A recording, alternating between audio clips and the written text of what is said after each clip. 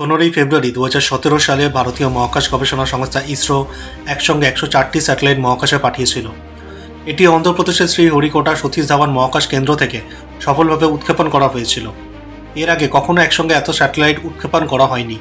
তবে তার আগে একক মিশনে সর্বাধিক স্যাটেলাইট উৎক্ষেপণের রেকর্ড ছিল রাশিয়ার, যারা 2014 সালে একসঙ্গে 37টি স্যাটেলাইট মহাকাশে পাঠিয়েছিল। ইসরোর এই মিশনে উৎক্ষেপণের করা 104টি স্যাটেলাইটের মধ্যে 3টি ছিল ভারতের, আর বাকি 101টি ছিল ইসরায়েল, কাজাখস্তান, নেদারল্যান্ড, সুইজারল্যান্ড এবং আমেরিকার।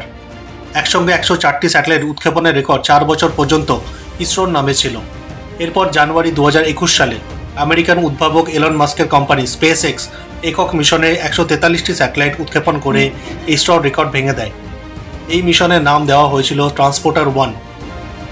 15ই ফেব্রুয়ারি 1948 সালে হিন্দির প্রখ্যাত কবি এবং লেখিকা সুভদ্রা কুমারী চৌহানের মৃত্যু মধ্যপ্রদেশে হয়েছিল।